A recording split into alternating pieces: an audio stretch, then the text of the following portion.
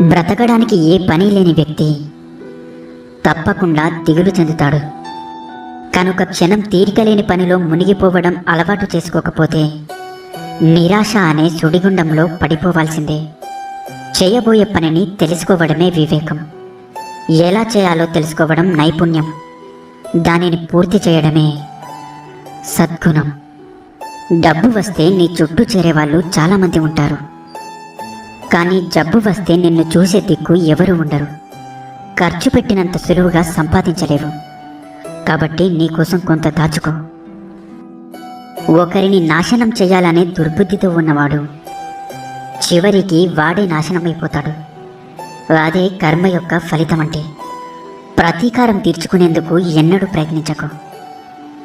కుళ్ళిన పండు ఏదో ఒకరోజు నేలరాలక తప్పదు. అర్థమైందనుకుంటా.